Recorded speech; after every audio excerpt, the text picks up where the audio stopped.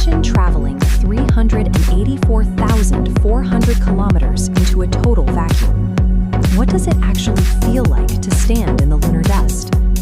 Reaching that destination requires overcoming Earth's gravity with massive mechanical brute force.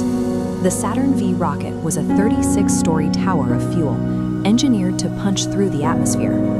Launching that hardware required a collective human effort on a massive scale. Hundreds of thousands of engineers worked in synchrony to track a tiny capsule through the dark. Neil Armstrong was the first to cross that threshold and experience the lunar environment firsthand. Buzz Aldrin followed immediately after, establishing the first human presence on an entirely different world. The Apollo missions provided the definitive proof that we can navigate the terrifying vacuum of space. They established the technical roadmap for every journey that follows. A moment of wonder. Stepping onto the surface is a jarring sensory experience. You are standing in blinding, direct sunlight, yet the sky above you remains pitch black. This diagram shows the scientific reason for that darkness. On Earth, our thick atmosphere causes the scattering of blue light, creating a bright sky. In a vacuum environment like the Moon, there is no air to interfere with the light, leaving the stars visible even in broad daylight. Because there is no air to carry sound, the landscape is perfectly silent.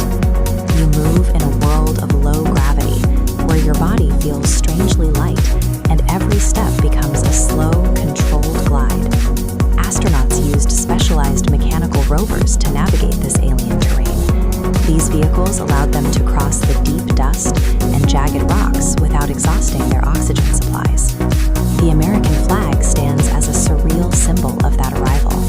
Without wind or weather to move it, it remains perfectly still in the vacuum.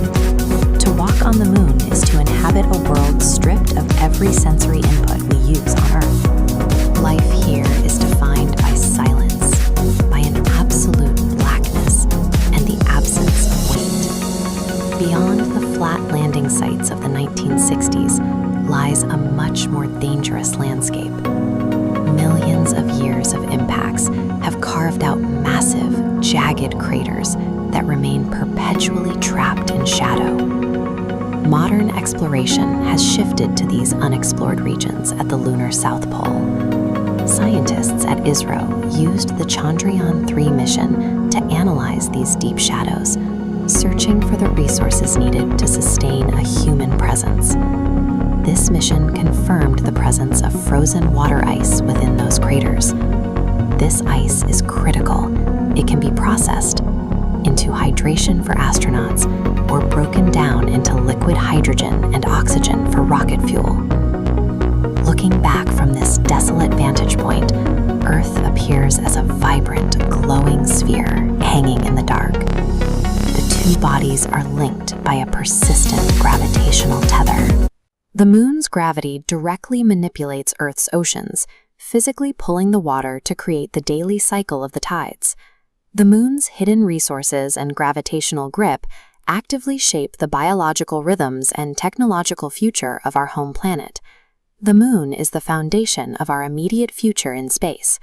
It is transitioning from a historical destination into the base station for human expansion. Lunar colonization will depend on the water and minerals confirmed by modern missions. We are learning how to use these local resources to build sustainable, permanent outposts. Launching from Earth's deep gravity well requires enormous energy. Because the Moon has lower gravity, launching takes a fraction of that fuel.